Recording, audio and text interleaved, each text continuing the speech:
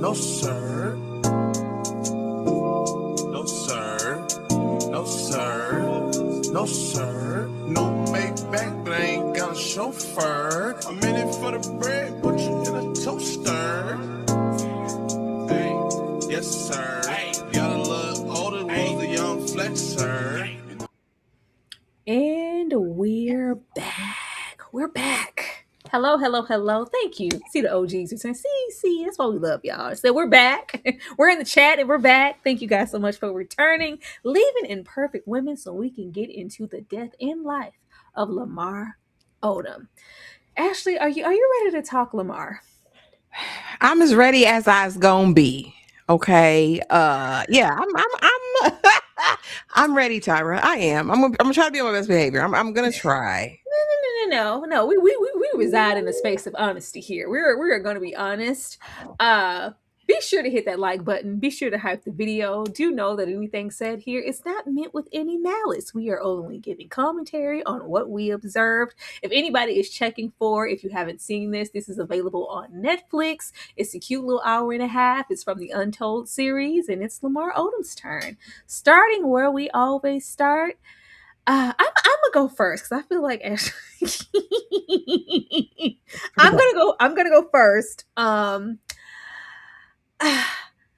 didn't know a whole lot about Lamar Odom besides, the obvious. You knew the incidents occurred, but I wasn't one who really watched the Kardashians. I didn't watch Khloé and Lamar. I knew about their relationship, and I knew about the incident that occurred where he almost lost his life and was maybe rehabilitated and came back stronger than ever. It was like a survival story, but just Lamar in general, I just didn't know anything about him. Still don't really know anything about him. This was quite empty. I can't comfortably be set with this doc because normally when you have this type of situation, there's redemption, rehabilitation, survival, and you live to tell the tale, and you see this new vibrant person who has a lust for life, and they're here to really admit to their wrongs, tell their story in any single way possible, down to maybe not the dirtiest detail, but there's a transparency because I lived through it and I had to go through those obstacles to be who I am today. A sense of change and purpose.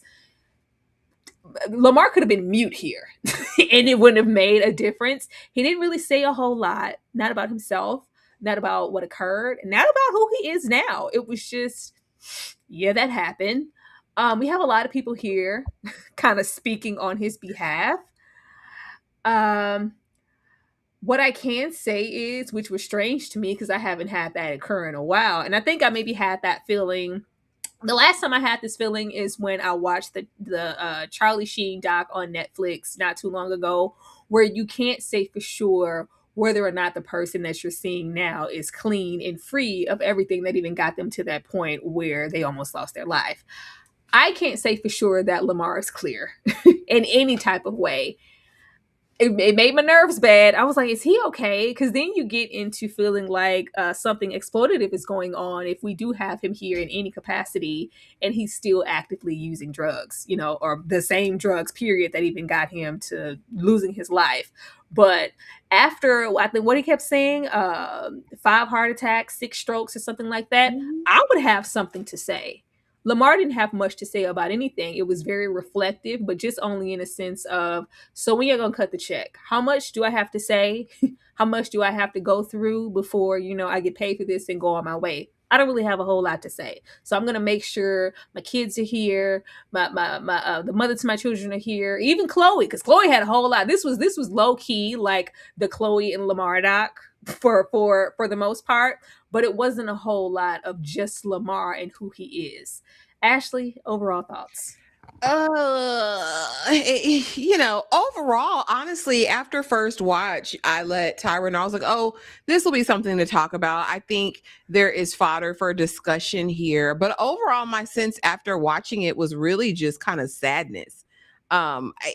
it really felt like someone who's been given opportunity after opportunity after opportunity and like continues to squander it.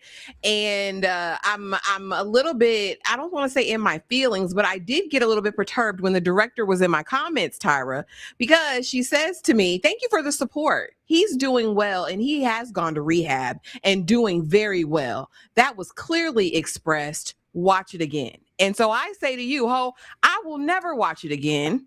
All right. Because don't be nasty in my comment section about something that you want, I believe, to be promoted.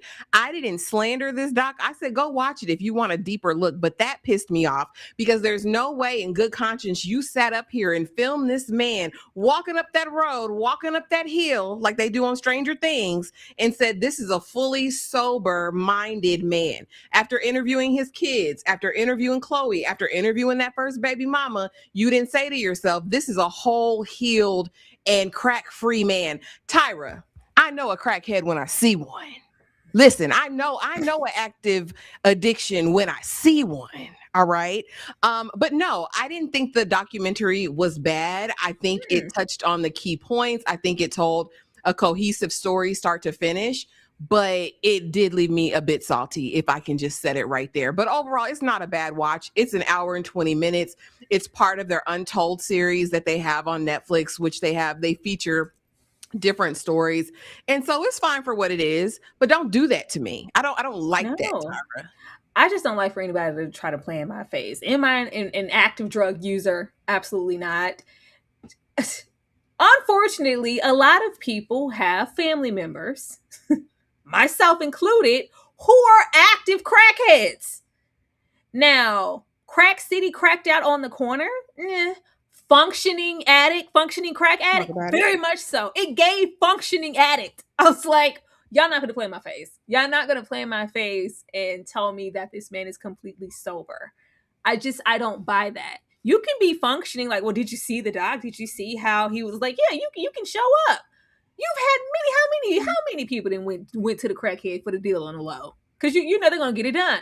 They're gonna wash your car like no other. They're gonna boost something like no other. Say, man, my alternator, where are the crackheads? They don't make the crackheads like they used to. Y'all know everybody's acting like they haven't had up close and personal experience with an active crackhead, specifically a crackhead. They are very high functioning and capable in many ways. We don't have to see him with the pipe attached to think, ugh. And I think it's very doable because for quite some time with his career, he was functioning and nobody was the wiser. He's able to do that. I think he's still doing it now. But that's just me. If this is a sober man that we are seeing, I apologize. And I wish this man the best and all the blessings in the world and in his journey and obtaining keeping his sobriety. But if it's not, I understand that too. Because I know crackheads. And like I told her, I pray that that's the truth. I pray that today he is better off. But when I Googled how many times he's been to rehab, 6, and that his most recent stint was in January of 2026, I know I'm not wrong. And I know what we saw on this documentary, I know that was filmed before January of 2026. So listen, what she said, don't stand on my shoulder, piss in my mouth and tell me it's raining. Don't do that to me. And I pray for his kids that he's now in a better place. Yeah. But this didn't give that. I'm so sorry. It didn't. Let's get into the now let's get here. I saw your comment above, Jason, saying that, you learned a whole lot and the doc delivered on many levels for you. There were a lot of topics here. Of course, I didn't know anything about Lamar, so there was some, reveals here. But normally, once we have the reveal, we go into depth because that gets into Lamar's psyche and his journey to even get him to the point where we are an abuser in any way. We are a sex addict or a drug addict or whatever because we're coping. And we just kind of glossed over it because I was waiting. It was going so quickly. And I didn't expect, a whole lot because like you said, we only have an hour and a half. But it's like, yeah, my mother was there. My mother passed. I was 10, went to stay with my auntie. And my father was completely absentee because, yeah, he was a drug user and he was just kind of in and out. Never really saw him. And then we just move on. I was like, well, hold on. normally this is when we pivot to Lamar, and he told you how he felt about that, what that did to him as a young man. And did he have abandonment issues? Did he feel like I mean, I guess, and I feel like you're still getting to your own conclusions with that also. He's just shooting up in height, and he's using basketball to cope, and he's getting better and better at it. And this is like maybe replacing, some of the, even if it's just like I really threw myself into basketball because that's where I was finding myself and my admiration from people and all this love, and I was getting revealed and I was popular because that's something I didn't get from my own parents, because unfortunately my mother passed and my dad was just gone. It was just like, nope. There was just nothing. It's like, we're going to say these things and then we're just going to move on. I was like, I need to know where you were, Lamar, and how you felt to sympathize with how you ended up and understand, because I don't have an understanding. We can kind of put clues together, but I never want to do that for somebody else's story. Actually, how did you feel about us getting into young Lamar? I too was waiting for that moment. It's almost like an obligatory moment in documentaries, especially when we're discussing someone who experienced childhood trauma, that they're going to take a moment and really talk about what their childhood was like, how they felt when they experienced this loss. What was it like when your dad left? Like when your mom was suddenly no longer here, how did you adjust? It was very like, I was all right. Went with my auntie, people die. It is what it is. It wasn't, we didn't kind of go beneath the surface. And I think we'd be remiss to not understand and know that anyone who experiences that kind of loss, especially losing a mother at such a young age, it plays an incredible, there's an incredible amount of pressure, I think, on you, and trauma that kind of rests in your psyche at that point. Also knowing that his father had this history of drug abuse very early on, and how a lot of times, whether you believe it or not, addiction can be hereditary in ways, right? So we have to also consider that. I thought this would have been a great opportunity to really get into the root of it. I think this would have been an amazing time for him to talk about whether or not he started using back in those early days, because honestly, what we hear at the latter part, it's like there's no way you started abusing drugs as an adult. Like this started younger, because you've been able to manage it and to function in these spaces. And not only that, get in the league, work in the league, get signed, and have multiple contracts while there. I will say that I did watch Khloé and Lamar, the show, back in the day when they had their reality show. And it was interesting because you saw his kind of steady decline in the relationship. It really went from this like fun loving, like, oh, I love my man, my man, my man. And then his father tries to re-enter his life during the period of that show. And Khloé's like, I'm trying to help him, protect him, but dad's come in and he wants X, Y, or Z.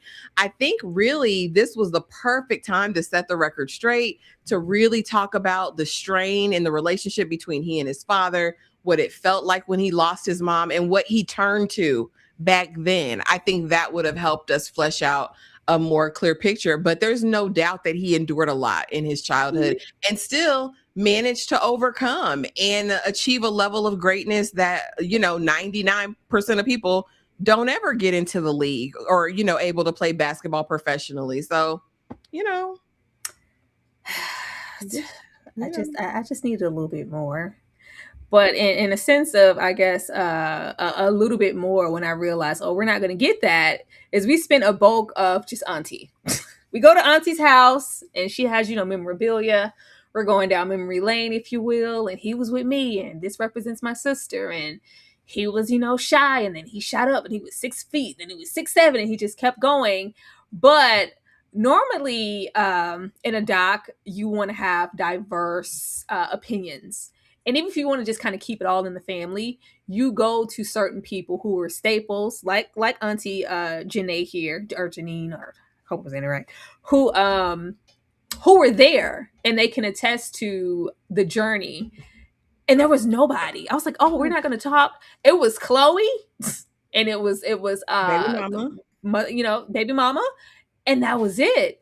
I was like, oh. And even if it wasn't, just family, when we got to like, okay, we have, I think Ron Artest was there. I think the coach was there. People who should really have something to say. But we weren't really saying nothing when we got to Ron's call, man. We was getting on Kobe nerves. Yeah. We was getting on Kobe nerves, yep. Because we got signed around the same time, man. He was wow. That was that. And then the coach said absolutely nothing. Talk about meditating. I was like, Just talking about nothing. And then it's just here. I was like, why would we go this route? But at the same time, when I'm feeling like someone isn't completely sober at this point in their journey, there may be things here that you're not ready to really just reflect on in that way, or you don't want someone here who can attest to you at your best and at your worst and really give commentary on your life for bad or good. No, we're just gonna have Auntie here saying, look at my baby. Look at my boy, my son. He made it. It's giving Mama, we made it. Mama, we made it. I always knew you could do it. But it wasn't anyone here who could just really say X, Y, and Z before we, get into the baby mama. But actually, why do you think that the family, we got a word from the family, kind of, sort of? yeah. I mean, honestly, the only people I feel as though came through with some facts were, in fact, Khloé and the first baby mama about, who he was, the experiences, the parting that started way before we got to even Khloé. Auntie was there to be there. I felt like, because I always told my baby, life be hard, but you gonna make it. Like, okay, Auntie, like, these are all the letters from the fans and the rookie. Oh, look at the rookie cards. So he never signed them rookie cards and sent them back, Tyra. Like, why you handing the people rookie cards? Lamar, go over there and sign them people's stuff and send it back to them after all these hundreds of years. Again, it just felt really superficial in this moment. It's like, okay, we got to check to come over here and do this doc. So just get on here, keep it cute, and we're going to ease on down the road. I think also we have to consider that with her generation, what happened in this house stays in this house. I'm not here to air out my nephew and all his personal dealings and business. We'll keep it cute for the interview and for this check, but then we're going to just wrap this up. That's the amount that it gave. Like I said, baby mama and Khloé. Khloé came to deliver all of the tea. Yeah. She said, I'm going to tell the Khloé and Lamar. It should have just been Khloé and Lamar, the later years are. This was very that. When I was like, I thought we were here for Lamar. Oh, man. The journey very much so matters. And I was just like, so we just going to get Auntie? Oh, okay then. But getting over here into who really had things to say. I knew we needed some history on Lamar way even back middle school, high school, when she was like, man, when he got drafted to those Clippers, I was like, oh no, you can't send someone like Lamar to LA. Not LA. He's gonna sell souls. And you don't say stuff like that about someone unless they are open and susceptible to those kind of activities. Now, I don't know what all Lamar was really into, but every single woman per se that we're meeting here, all two, it's just about the charisma.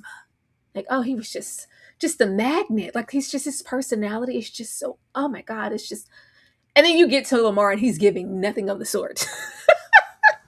What I will say is there was no bitterness here on anybody's part for as absent as he was. And this is, day one. This is day one. Liza has been here from the beginning and the whole basketball career and all the way down. Hey, I'm finally getting drafted and getting some traction. You're gonna come on down to LA with me and the whole nine.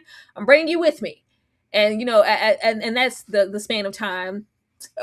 We keep having our babies, and of course that's happening. And then once we get, I believe, to our third child, that's when we experience some loss, and I was like, okay, this is our moment. This is really when we're going to get some Lamar, because this could really be the catalyst for when I really, kind of fell off the wagon. I may have been on it, just a little bit, but that was just detrimental to me for us to lose a son. It was just like, oh, yeah. I mean, yeah, that was hard. Okay, and it's hard to really try to get into Lamar when he doesn't want to be reflective in his own purpose in any type of way. This wasn't to diminish anything or really just get into any drug activities and this is at the point that I felt like we kept hearing Lamar was just, he was out partying. I was like, what does that mean? Elaborate. He was partying and he was just kind of getting lost in the sauce. And I was just kind of at home, with the children. And then auntie, because I had came down and it wasn't no furniture. I said, we got to go shopping. I said, okay, good to know. Good to know. But how did that, affect you? But normally you'll have someone here, when you are in this reflective space, talk about how hard it was, trying to be with him, being left out, kind of basically being a single mother. And she was just simply happy to be there. And a lot of the people here it just felt like they were happy to say, I was with Lamar. I have children with Lamar. I knew Lamar when. It wasn't just in a space of, it was hard for me. I wanted him to be there. Hell, even when we, of course, next get over to how dare you, go over there with Khloé. And as quickly as we could go over there with Khloé and get into that 30-day, marriage, you can get into him out partying, drug use, women, not being home, and you're just here being the doting girlfriend and mother. And then he ices you out and drops you like a bad habit. And we come here and we have nothing to say. Oh, okay, cool.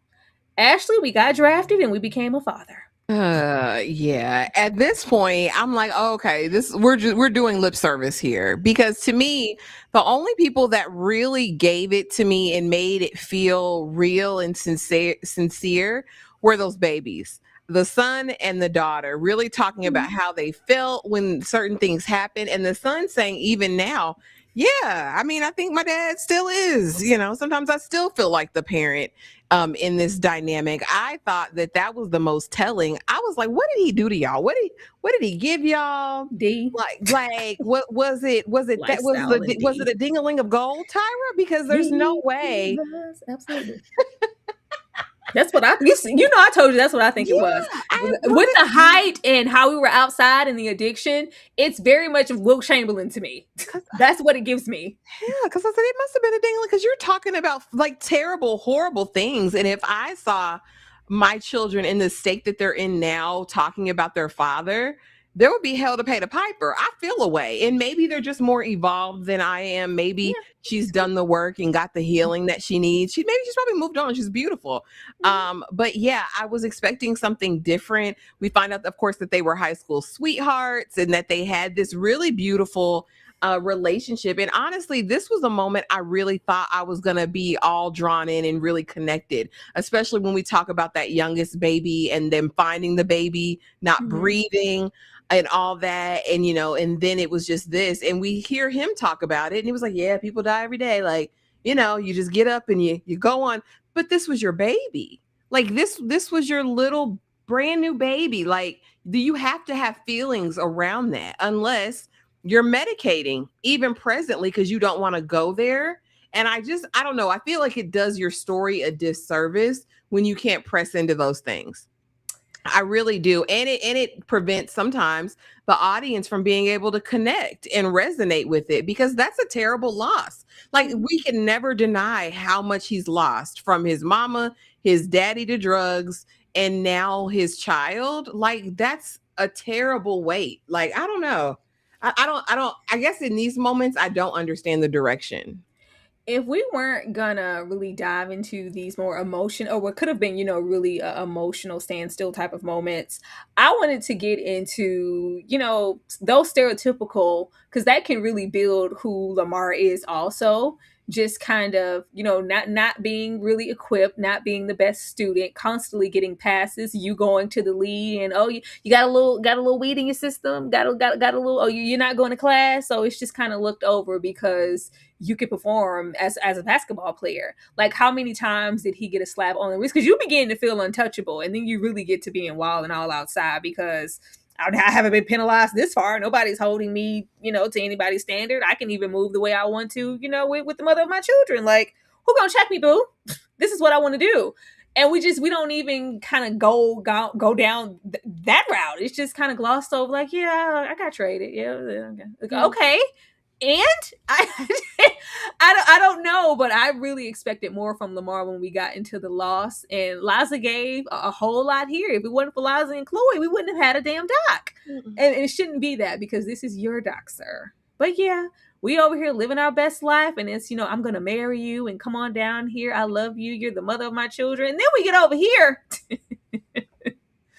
I really wanted us to talk about this because this says a whole lot about Lamar's character.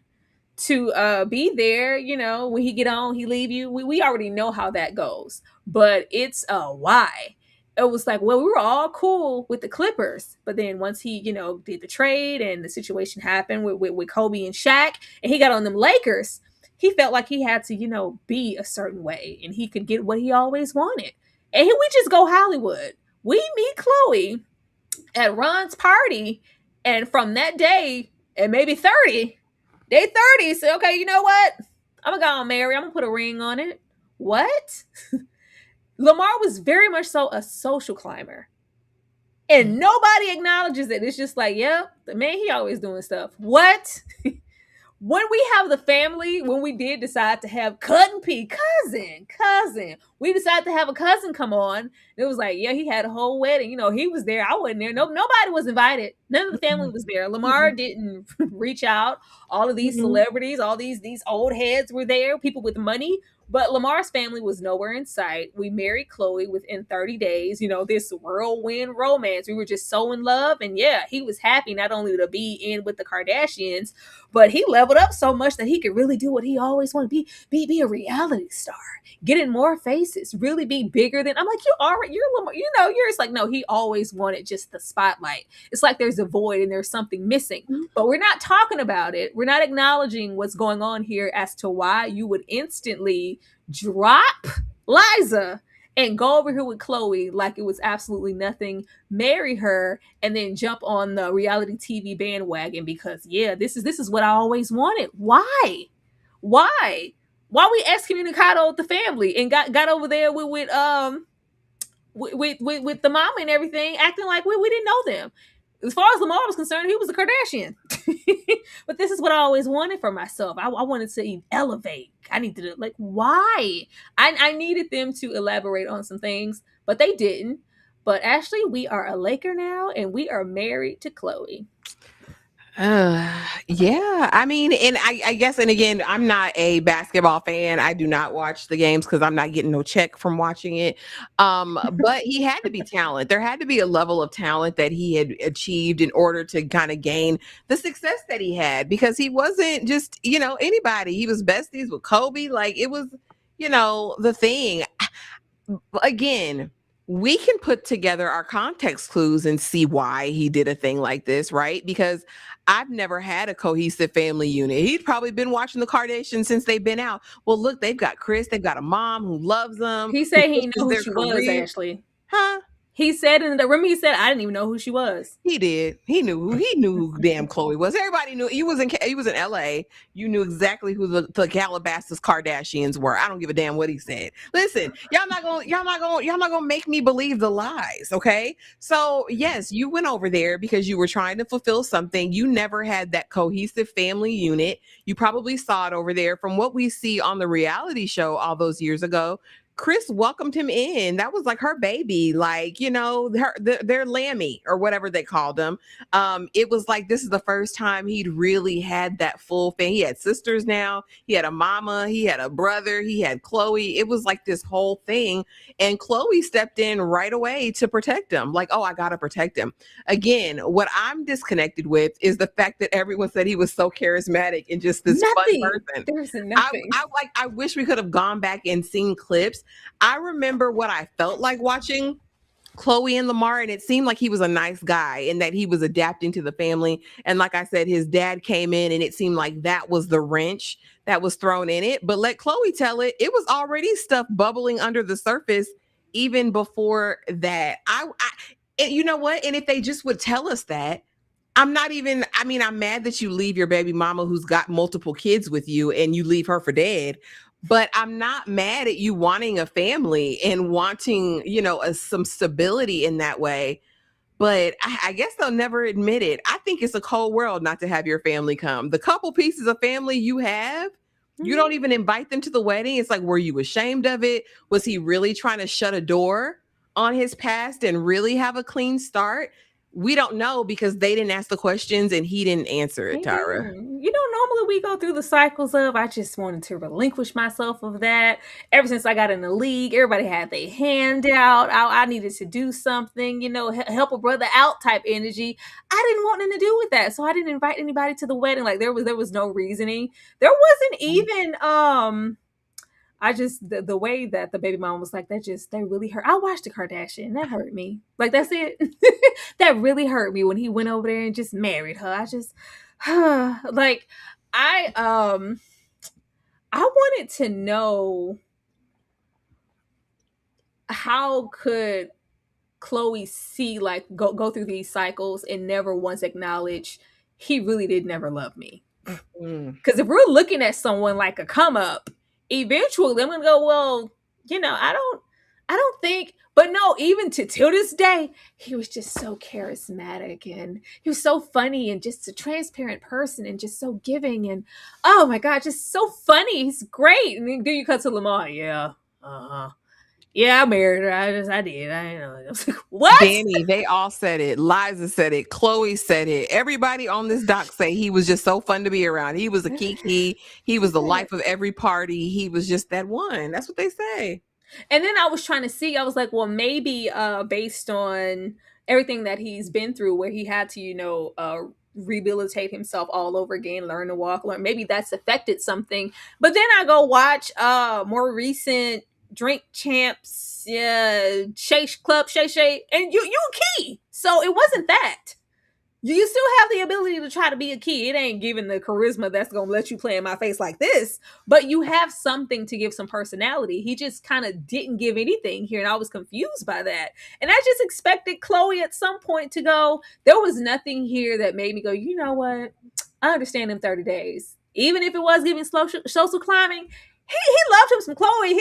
He loved her down. If you go back and watch the old Khloé and Lamar show, like if you really watch those first couple of episodes, I'm saying you was gonna believe like that it was cute, like that they were very cute together, that this was going to be something, because she was kind of the one that was gun shy in terms of relationships. So it's like, oh, Khloé finally found somebody serious and it's gonna be X, Y, or Z. But I don't know. I think the other thing I wanted to know, since Khloé was doing the lion's share of the answering questions here, what made you think he was going to do you any different than he did this woman who birthed his children? That's what I wanted to know. Like that, those are the questions that really need answers. You didn't think he would do you the same way he did her? Because I'm Khloé. Like, what would you mean? I'm Khloé. I just, I just wanted some more, or why he felt like, this is a moment for me to elevate. Like the Clippers was the Clip. I'm on the Lakers now. I was on the Heat. I'm on the Lakers now. Like, what was so different? And then in the midst of this, we get into reality TV and partying and him being problematic and getting traded. What is his face, Ashley? Oh, the comments. They said he was on College Hill and he was nasty, scratching his butt and balls and not washing his hands. Charismatic wear. Listen, that's what got me shocked in my mouth hanging open. That's what I'm saying. Like, I feel like even in a sense of, I've waited all my life to be on reality TV. This is what Lamar always wanted. He always wanted to be, sort of that mix of a socialite and this, that, and the third, and just being the basketball player. It was never going to be enough for him. But then we're getting problematic and we're getting traded. We are getting traded, and it's hush hush kind of around the league, and we're just gonna politely trade his ass over. But we're not talking about it. We're not really. And I hate to, that we have to go through this with people who are skilled and athletic. A lot of the Black players who are dealing with, whether it's drug abuse or they're actively just abusers in any type, it's just completely avoided. As long as you can still dribble, we're not going to interfere. We don't care. We don't care what's going on with you internally. Can you play the game? If you're good enough to be traded to still do whatever position Lamar plays, don't ask me no questions. Yeah, don't ask me neither. If you're able to do that, we could really not give a damn. And I feel like this really contributed to who he was, because it's like no matter what I do, I'm not going to suffer really in any way. I'm not going to lose anything. There's always going to be room for me here as long as I can still play. What I wanted to know was, how long were you actively playing and being a drug abuser? Like, how did you sustain that? Because we never heard anything like, well, you know, we knew something was up because he started missing practice all the time. He was late. He wasn't showing up. We heard about that kind of later. But before that, he was consistent. How are you able to do that? We don't talk about that. Actually, why they just trading this man around and he's actively using these drugs? I don't know. The way they quick to throw somebody out the league now, I don't know. The only thing I can say that in terms of like athletes and having dealt with athletes or whatever, or people know people, that there almost becomes like this like muscle memory and like a certain level of athleticism you don't ever really just lose, especially when you've been doing it since you're like a kid playing basketball. So I think he had the level of athleticism. So I don't think that was messing him up in terms of like practice, and not enough for people to be like, oh, he's really suffering, until I think they talked about that last team he was on, and they say he went from averaging X amount of points a game to like 2 points for the whole game.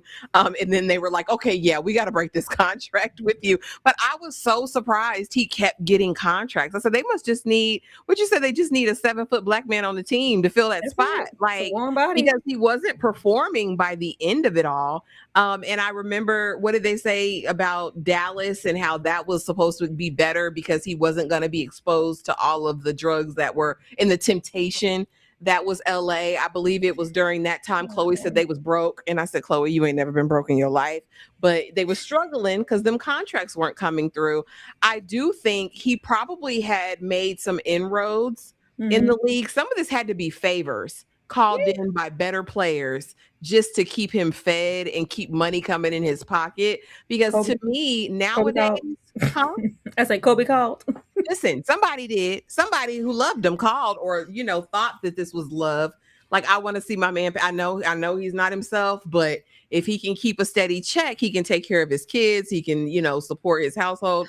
But other than that, other than favoritism or some sort of arrangement behind the scenes, I don't know how he stayed getting contracts as long as he did. I don't.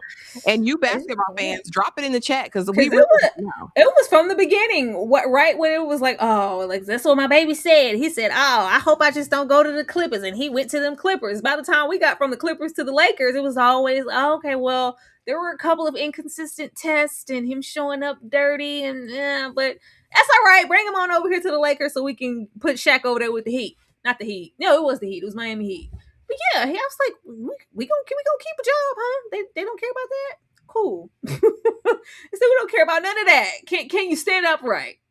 But Little Miss stick beside him. Yeah. Khloé, please. I know. I didn't know Khloé was going through this much. I said, ma'am. Because I didn't, like I said, I didn't watch the show, but whatever their relationship was, for me, it felt so short-lived that I felt like, oh, whatever it wasn't, too long, because I'm not dealing with it. I'm getting out of here. She said, I can fix this man. I can fix this man. I can love him through it. I'm going to stick beside him. By the time we, enter our short-lived marriage, and we're rocking for a few years at this point, and I love how they try to like put emphasis on, like, everybody expected us to fail. Everybody was in our face every 2 minutes talking about, how long was the marriage going to last. But it's like we really loved each other. Then they would cut to Lamar, like, giving nothing towards the relationship. But it's so bad now. They said, baby, you got to go. You can't be on the Lakers. You got to go on, get on over here and get traded to Dallas. And then we have like the drugs really pop out. And Khloé's just there. There will never be a day where you call me up. Say, look at here. Excuse me. Yeah. Miss Odom, Barbara, this is Shirley. Can you come get your husband? I'm tired. I'm buying him all these drugs. He's put me, I got to give him all this money, these drugs, all this sex. I'm exhausted. Can you come get your husband? And then we pan to Khloé. Oh man, that was like the first time I got full on confirmation that he was cheating on me. Always thought he was, but I really knew at that point. But Lamar is giving drugs down. money down. You know what? Just don't say no. Just I'm gonna love him through it. And then I can't say anything because this was before I was, Khloe. We didn't have money like that. And he said, if this gets out and people know about it and I get off the team, and where are we gonna live, Khloe? Because we have money like this. What are you talking about, Khloe? You always had money. Maybe not your own like personal money, I guess, but you always had a name. Your father was your father before y'all got here. Like, but she said, yes, so I was just trying to love him through it and hold him down. And I would, be out all hours of the night, calling around, going to seedy motels, high-end buy-ins, just looking for him, trying to get him into rehab. And then he would leave, and like she was laughing. He would like just leave. Like I would check him in, and he would just check out and go do drugs. And oh my God, it was just a lot. And I was just, there. What? Ashley, what? Why? Why were we here sticking beside this hot ass mess? I have to take this back to the early Kardashian days and her feeling like she was the ugly one. She was the not cute one or whatever. Because I don't know what would make you abide something like this. And I really don't know what would make you go get a Tristan after you already endured all of this. But just to me, the level of blatant disrespect, he knew you were a public figure and he didn't give not a single damn. I think also there's probably a level of delusion. I mean, I saw it in the comments. I think it's around the fact that does he know who I am? Like he would never do that. I'm who I am. Like he wouldn't cheat on me. And I'm thinking to myself, he's a whole sex addict out in these streets, going on benders, not coming home at night. What do you think he's doing, Khloe, baby? What did you think he was doing? And the pièce de résistance was the whole calling on the phone. Listen, your man is here. Is this your man? Can you come get him? Can you I'm sick of him. It's too much. He's 7 foot. He's too big. This is too much for me, and this is your husband. Come get him. She said, I called my mom, I called Chris, and yeah, we just tried to figure it out. This is beyond love. This is and toxic isn't even the right word for it, because at what point do you preserve your own sanity, your own name, your own reputation, and let him go? I think a lot of this also kind of falls under that false responsibility thing. Like when you're with someone and you really feel like you love them, I just can't let him flounder. His mom's already dead. His dad's already on drugs. He has nothing. He has no one. My mom is now his mom. I can't just throw him to the wolves. So I think a part of it probably was guilt. But at what point do you say I deserve better? Because I think the first rule of survival is like self-preservation. And she was losing herself through all of this. This was so sad and terrible, and in such a short amount of time. And it was like the worst possible things ever. But yeah, my final straw is when the hoe calls me and says, "Can you come get your man? Can you pick him up, please?" I don't know. And I want to get into them Kardashians and why they feel like it's team save a black man. Like I feel like they've had this same conversation like before around Kim and Kanye. Like, oh, we took him in. Like his mom isn't there. He's suffering mentally, and there's an addiction. And I'm gonna stick beside him. I'm gonna wrap him up in my warm white bosom and save him. What are you doing? Why? That's not your job. Like no. And that's just textbooks abuse to me. When we get into like, well, that's them same people. It would be 40 years later of doing crack. But I lost my dad. My dad left me. I don't give a damn. We can't keep using those as crutches and excuses to reside in a space of manipulation, abuse, and addiction. You have to get over that. And if you're not actively trying to do that, I'm leaving you where I found you. I'm getting the hell out of here. And I just don't understand how we had this much of a solid commitment after a 30-day court. You can't even be that 2 weeks of laid up knowing each other. We ain't did nothing in 2 weeks but have some sex. Okay? That's it. Lamar must have been slinging it. That's all I can ever give him. Because all of this charisma and personality, get it out of my face. It had to be heavy, I suppose. I guess. He ain't got no choice to be heavy. You 7 feet. He don't have a choice. It's extra heavy. Which said I'm gonna stick beside him, even after the woman called. I went and got him because that's what a wife does. Say, okay, you're a good one. This is what got me. These babies. If didn't anything else in this doc tell you that this man still resides in a space of not being 100%, it's these kids. These babies suffered. Like, not only are you absentee, once again, this just all felt like, oh, Lamar despite his best efforts, he became his father. You're not here. Now, at first, we could already have you just kind of being out of it because you're in the league. You're, constantly traveling. You're, okay, I'm that. But then we double down on you not being anywhere because you're actively using drugs. And when that son said, yeah, he got married, so I never met that woman. Mhm. Khloé, who I never, I just knew, she was always gonna give, some really good gifts. I just never knew her, didn't know anything. Like, they were never prioritized, which is why I was looking at the baby mama sideways. Like, girl, you don't feel away? I mean, cool. But they weren't. They were so hurt. When we see them and even how they reflect on the moment of, oh, we wanted to see our dad in the LA Right. parade, and he couldn't even get up, like he was just so out of it, and then you show up here and you're with Khloé and Kim and Chrissy and the whole thing, and it's just like he's never been there. And normally it'll be, well, back then he was this, but now Yeah. where it was like, nope, still not now. I sometimes have to still look back and feel like I'm parenting my own father, and he's still, learning stuff, and he's just, he's not there yet. We're taking it one day at a time. It didn't give healed and whoever you weren't to me in the past. It's not going to affect now, because now you're the father. You're just as present as I ever wanted you to be, and I don't hold any of that against you because you were an addict. It's like, no, you're still not okay, but you're my dad, so I'm going to hold on to it to drag your children through this, along with the actual moments that you almost lost your life. This is awful. I feel so sorry for these children because they didn't show up here in this doc healed at all. And it's like, we show this and it's like, he went to rehab, he's sober as hell. Didn't you see it, Ashley? Didn't you see he went to rehab? Did you see his children? Excuse me? Girl. Ashley? Lamar the Girl. father? Girl, please. This is the part that really got me. This is the part that elicited all the emotion that I gave to this documentary, because they're still hurt about that. Like, we knew people were in the house. They just didn't open the door. We was knocking. Like, we had prearranged this. Like, we thought we were going to the parade to support our dad. We told everybody at school. We had taken the day off. Like, this is what we're going to do. And it's like something so vivid that you remember. These are now 2 young adults.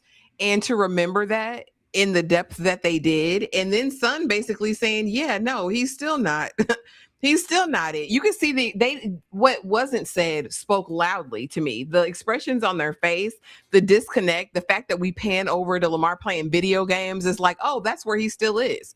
He's still in child mode, and son has to be the father. Like, yeah, he's still lightweight, out of control. This hurt my feelings. This hurt my feelings for them. And again, I don't know how baby mama can look back with like glowing Great. anything, Great, seeing Lamar. my children feeling what they're feeling right now. Like, I would take that personally. Like, they still don't feel good or safe or like they have a full father. Like, that would piss me off. That would utterly piss me off. And the fact that he's like, yeah, those are my kids. Yeah. Yeah. So how do you feel about your kids? Do you love your kids? Are you sorry? Do you have any emotion around their lived experiences as a result of your addiction? We got none of that. Nothing. So that's going to lead me to believe that you don't care, or you don't feel like you have anything to atone for. That's just what that, and you're not going to feel like that if you're still actively moving in a space of addiction. You're not you're not beyond it yet. So I don't think so. I don't Danny, they said this man died for 3 days. They said he was in a coma. He had strokes, heart attacks. They said that's why they call it the death in life, because they say he died. That's what they said. Child. But leaving these poor babies, I wish them the best. Like, they deserve everything that he could possibly give. But then we get over here, baby, the way we're just using so much. We didn't, the Dallas Mavericks, whatever, they didn't kick us out. You can't sit here. Your secrets are starting to just unravel. The public knows about your addiction, all of this facade that you were trying to put up on the reality TV. The cat is out of the bag, Lamar. You need to go to rehab, and not the rehab where I drop you off and then you cut out and go get back to business as usual. It's like, okay, you know what? Khloé said, I'm going to go work with someone, and they told me that I should give Lamar an ultimatum. If you don't go to rehab right now, I'm going to divorce you. Because that's going to give him the push. because out of all things, he wouldn't want to lose me, his wife, Khloe Girl, Kardashian. please.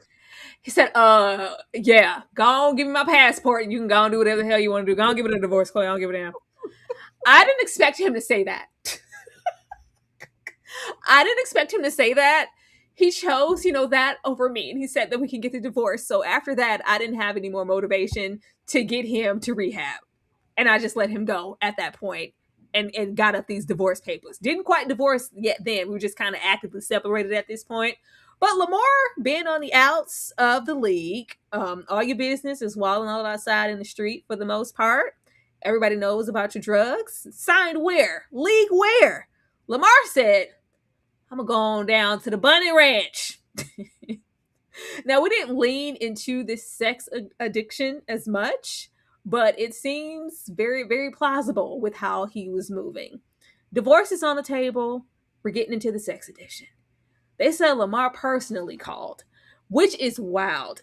There is something broken in Lamar because, like the man said, the man who was given freak. What was that old school show that used to come on with a man? He would do like magic tricks. It'd be like Freak Out or Chris somebody. David Blaine was it? Oh, Chris whatever. Yeah. Yes, yeah. I thought that was him for a second. No. But it was like, with you being who you are, business out in the street, period, there's, a whole lot of avenues that you could go through if you just wanted some sex or you wanted a couple of calls. Like, you don't have to come here. And then when we go down the rabbit hole of what it takes to even obtain one of these ranches out in the middle of the nowhere with the bottom of the bottomest bees, if you will, real seedy, real gross like. These rooms, the ranch, the place, it looks like nowhere you would want to be, let alone open your legs to anybody. And it's just like, you know what? I want to go there. Out of all the things that you could have done, whether you wanted to reside in your addiction, I just want to lay up with women, have sex all day and smoke crack or whatever. You could have done that anywhere in the Hollywood of hills. No, you chose to go down here. I think there's something broken and there's a level of, I'm like, did he have like a sense of like survivor's remorse? I don't deserve what I have. I just want to mess it all up. Like, I'm going to self-destruct. What was it? But we chose to go down here. That man said, yeah, come on down here. We didn't depict the owner as anything desirable. This is, seedy car salesman, if you will. I forgot. What did he say? He was selling door-to-door condoms, door-to-door? Like, what? But Lamar says, I'm going to go on down there. So he called us up personally. And it was like, well, the Lamar Odom? Oh, yeah, that's him. We're going to send a car down and pick him up. And he was here for days on and days in. And then he overdosed. He was snoring louder than I ever heard a man snore before in my life. And we found these, stay hard, if you will, pills. And he took 12 when it was only just supposed to be 1. So in the midst of taking those 12 and doing what all the other ups and downs and drugs that he was doing, we overdosed in the worst way and basically died. Ashley, why out of all places did Lamar choose to go here? Because this just feels like not only like diminishing of self, but like it felt like he was trying to reside in the space of, all good press is good press, even if it's bad. You don't come here without wanting someone to say something or see you or a tabloid or something. It just felt like, well, I'm falling out of favor with the league. Khloé, Lamar, that's on the fist. Let me just get out here and do this. And maybe I'll keep the people talking about me. Like, what did he want from this? I don't know. It was kind of scandalous. I mean, it was out of the country, so maybe he thought that would breed discretion. I'm sure he didn't have any intention on dying that weekend. Like I'm sure that wasn't his plan when he went up there. I honestly think he has a deep-rooted sex addiction in addition to drugs. And again, something we didn't tap into or touch onto, but I wouldn't be surprised if something happened to him when he was a young boy either. Like I think there's something that may center around that as well. But of course, we're not going to get that information in this documentary. But what I will say, and I hate to admit it here on the live, Tyra, but I watched this show. When I say this show, I watched the Bunny Ranch show that used to be on HBO. I think it was called, what was it called, y'all? Was it called The Cat House? And it was the most gutter bucket location. The girls was making bands though. The girls was making bands like that girl on Love After Lockup. They was getting bands if they ring the bell and you was the one that they called up to the front. They said this man spent $80,000. I think it was 79,000 something dollars he spent on 3 days. They said he took a pill 12 times that you was only supposed to take one a day. I just, he and the owner of the cat house is one of the most opportunistic people. He went on a book tour. After this, they said he was raffling off the receipt that Lamar signed. It was really gutter bucket. But I think when you're in addiction, you become depraved. There's nothing out there. You could have been at the Ritz-Carlton. You could have had a madam procure you some hoes and had a jolly Hottie flights. You could have got hottie flights in the penthouse. Listen, you could have had a time. You did not need to go out here and be in the backwoods gutter bucket desert with these people and then had to get carried out like you did. They said, yeah, Chris Angel so said big. we had to wrap him up in a sheet. So large. And he was so big. And when the sun came down, I said, oh yeah, he's a deader. I had to call my girlfriend. Lamar Odom's here and he's dead. Like, it was the craziest thing ever. This felt like a scripted show in this, but like even this part of the documentary, I was like, what is happening right now? Because I did not know to the extent that this went.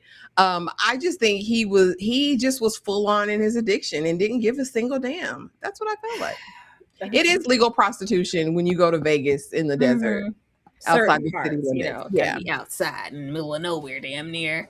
But yeah, between auctioning off the receipt along with this bed here that he overdosed on, the robe, the whole nine. If he touched it, you can buy it for the low price. So this is crazy. This is where you chose to spend what could have been your last days.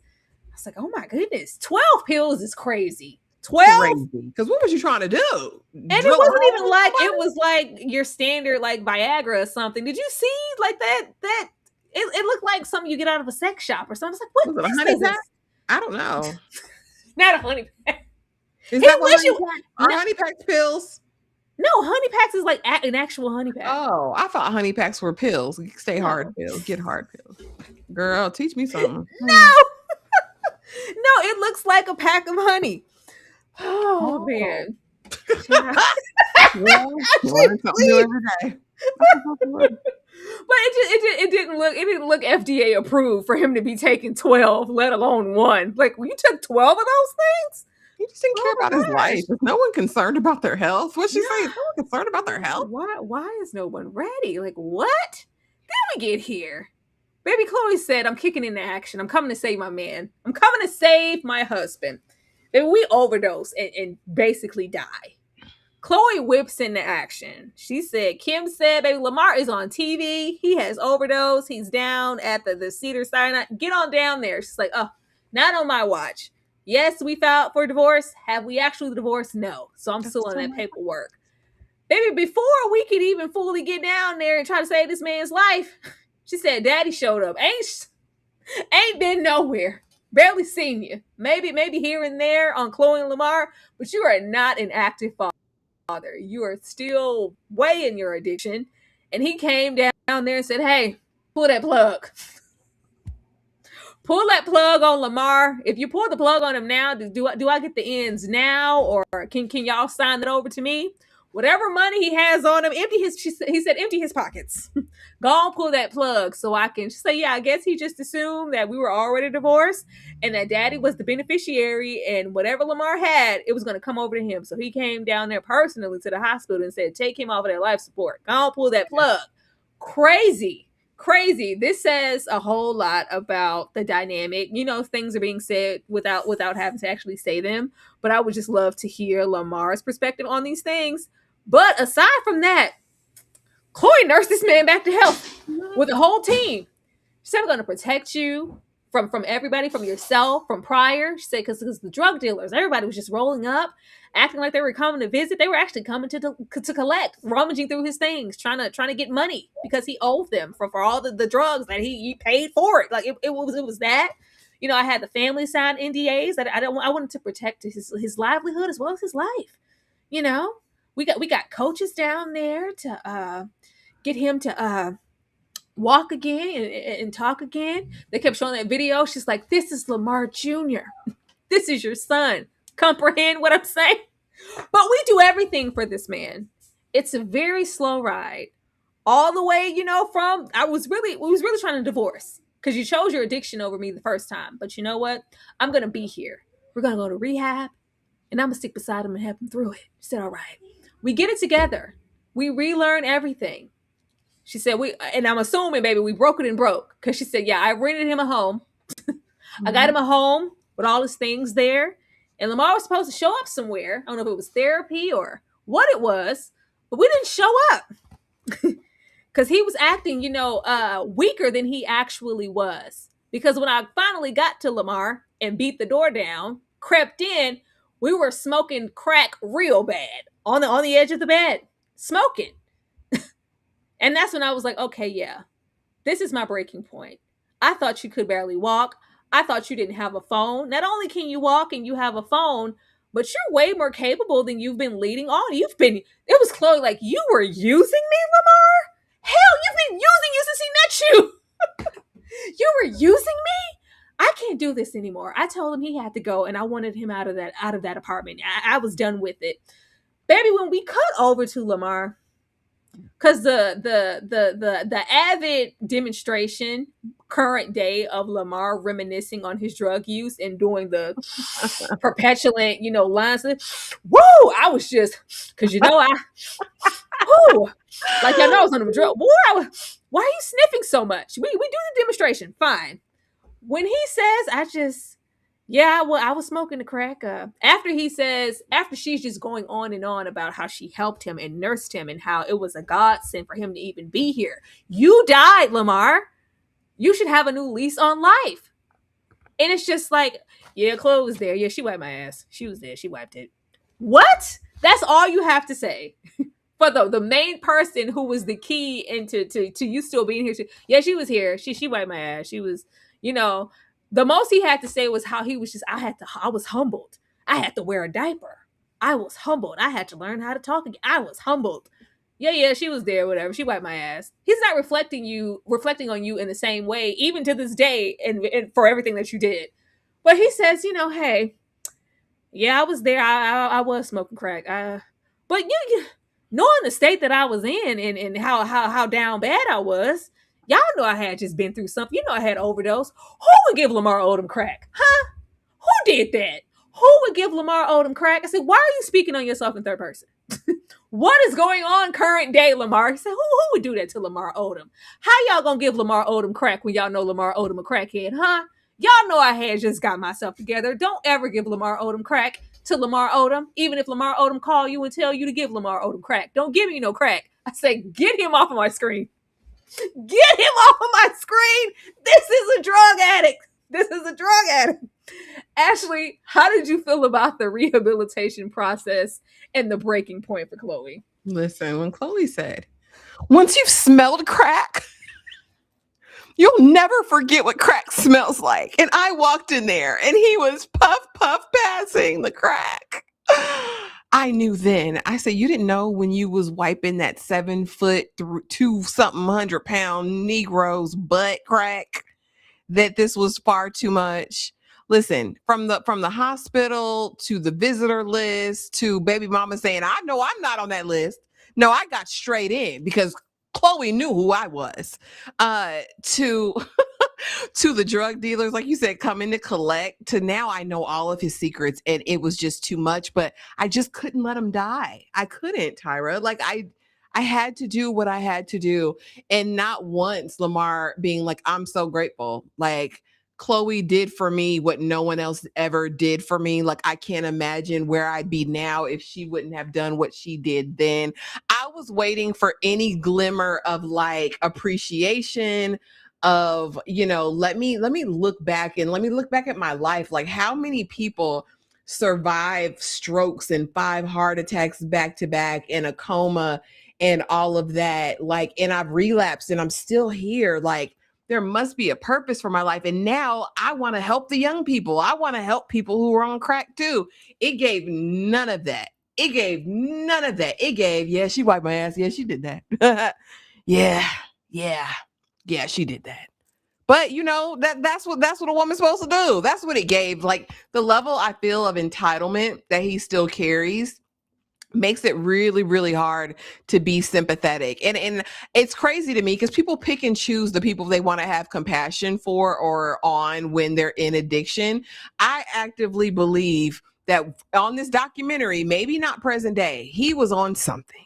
He was under the influence of something. And I think it's disingenuous at best to act like he was fully whole and healed and was giving his 110% during this documentary. It made me sad. I don't even know how Khloé can sit up here with a smile on her face reminiscing about these old times. These were the bad old times, Tyra. These were not good times. This was terrible. Who would give crack to Lamar Odom, huh? Y'all know what Lamar Odom been through. Who would give crack to Lamar Odom? Who would give it? Mind you, you found a secret phone. Even if he didn't want to reflect and have a heart for everything that Khloé did for him, to hear his children talk about basically preparing to say their goodbyes and trying to find bright spots about him. I think the daughter just reflected on time that they spent together, and the son was just like, there's this moment, because I didn't want to see him like that. I want to see him at his best, and there's this move that he done in this game, and I just kept watching, that game, that scene, that play over and over again. I was just, we were there just to say our goodbyes, and he was just so swollen, and they thought he was dead. Yeah, we said we had made our peace with it. Like, daughter was like, yep, I was ready to say goodbye right then. Like, I knew what it was. Girl, him trying to talking about he want to be a coach and he's going back to college. Lamar, please. Wait a minute. I just couldn't. I don't know. I don't know. She said to go through all of that and you pick up that pipe again.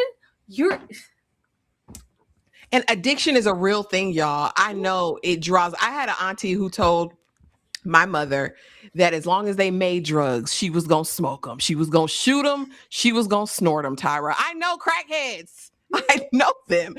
And that's some of their mentality. They love how it feels to be high. Like, it is what it is. If all of this didn't change him, January of 2026, he was in rehab again. Y'all ain't gonna make me believe this man is fully recovered. I hope he is.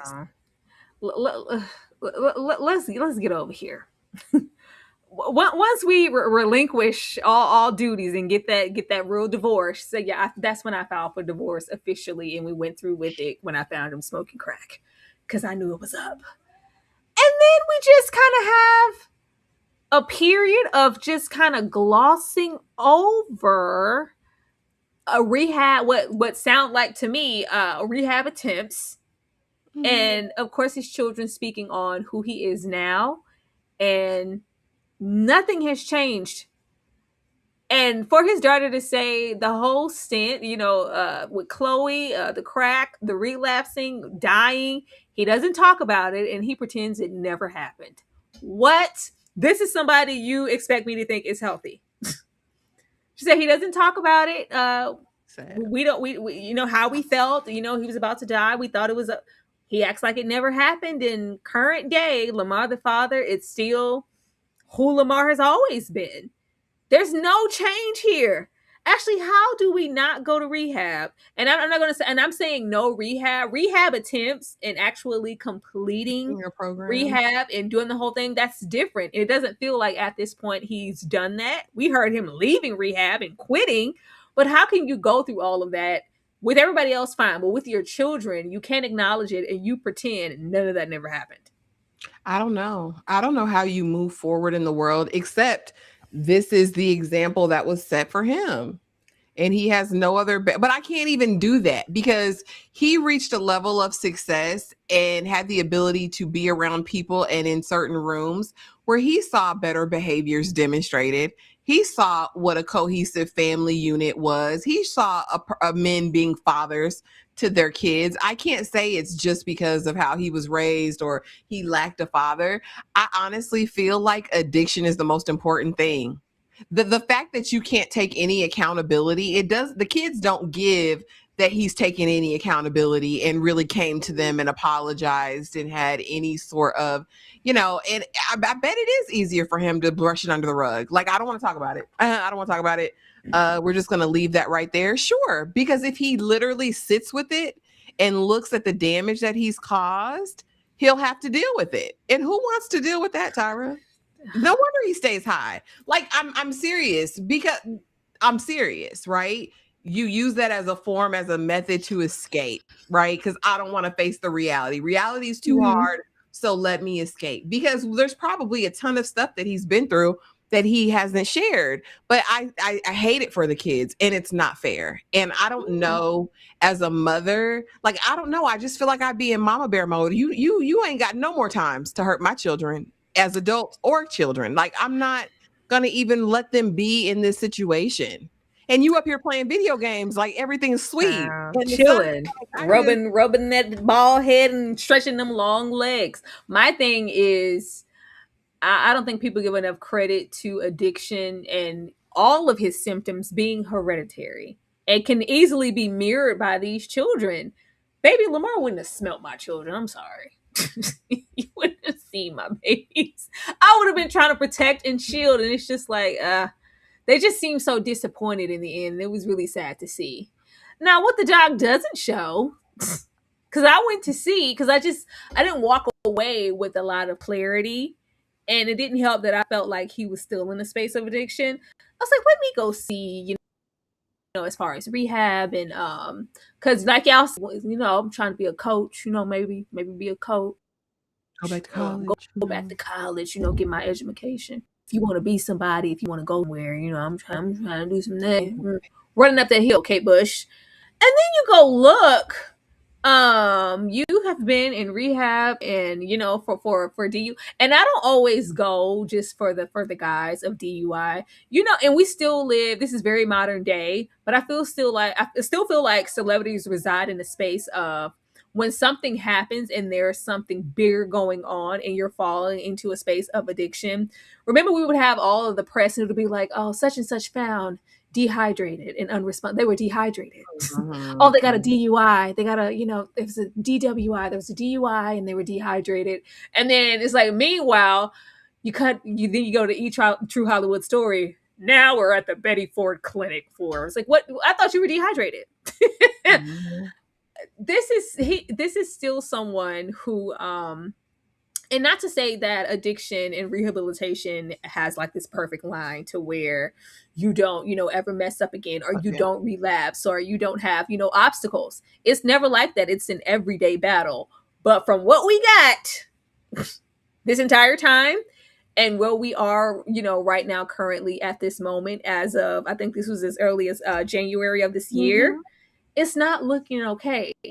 And then as far as like his time and what I felt like the doc was trying to send off, and even now when he does interviews and stuff, like, I'm okay because I'm now investing time in helping other people with wellness and addiction, because I've sponsored and I'm paying, towards this center and that center, and I'm donations, gifts, in my Dr. Umar voice. I'm doing those things. I'm creating, rooms for people who have obstacles like I do. But that doesn't mean that you're through with yours. Ashley, this is what's currently going on. Yeah, I saw it. Like I said, I know a crackhead when I see one. And here's the thing. I'm not without empathy or without grace in the situation. I just have more empathy and grace for his kids.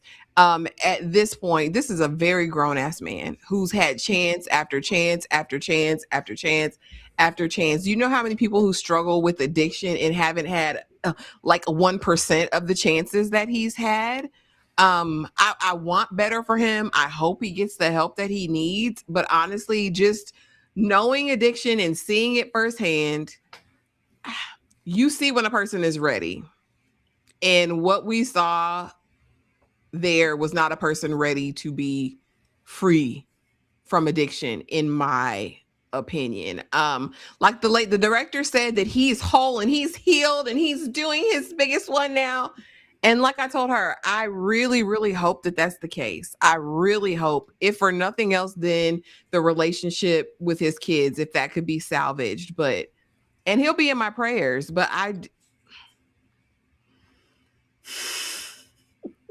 crackhead's on crackhead.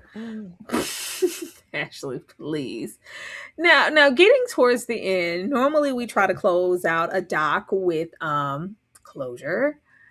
Uh, Lamar gives us, his remarks, and it's, it's very like, yeah, that shit happened. Yeah, yeah,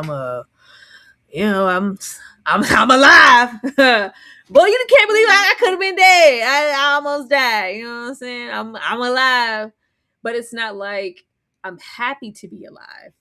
It's a blessing to be alive. I now know that I'm here for this purpose because I'm so grateful that I didn't die on that day. It's just it was a little eerie because it gave like what could kill me if that didn't. Like he doesn't seem like a happy healed person.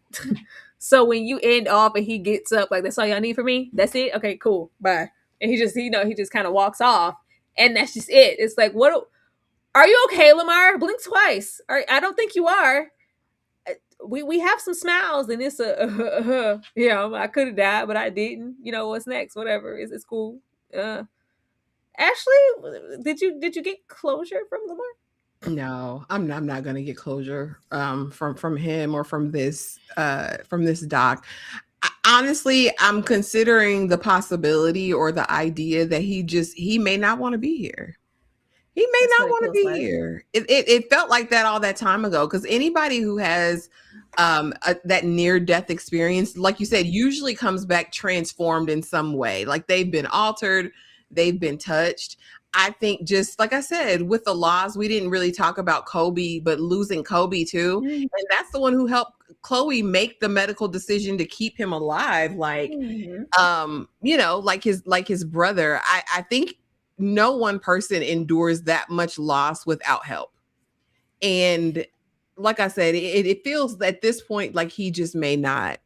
He just may not, Tyra. Mm-hmm. But I hope that changes. Like, I hope the prayers from the people who watch this documentary and see what we both see, maybe that affects some sort of change in his life, or maybe he has a come to somebody moment, and reevaluates things. But reevaluate. Maybe Lamar said, "You're about to leave. I don't know what I might do next. Might go to Vegas." Like, what? Yeah, and get what? A woman. Yeah. Give me a woman. Might go to Vegas. You never know with me. Like what's gonna kill the kid? What is it gonna take? Because I don't have any desire to be here. It was very sad, actually. So okay, I was like, all right, Netflix, cool. I didn't know. But y'all, that was the death and life of Lamar Odom. We said our piece. Thank you guys so much for watching. Be sure to hype the video and show us some love before you exit. Ashley, anything you want to say to the people? Yeah, don't forget, we are doing our movie marathon. We have Love on the Spectrum. I will be uploading my Foresights video, my actual review of the first 2 episodes tonight. So be sure to go check that out. But tomorrow we have Love on the Spectrum, I believe. Is it tomorrow or Saturday? And then we have the movie marathon, and that is all around the best biopic. So be there or be square, y'all. I feel like Sheree when I said that. It's tomorrow, summer, winter, joggers. Yeah. Spring, summer, joggers. Yeah, spring, summer. Once again, thank you guys so much for watching. As Ashley just said, we will be getting into our best biopic binge Sunday. So I'm going to leave you guys with that video, and we will definitely see you next time. Y'all have a wonderful night.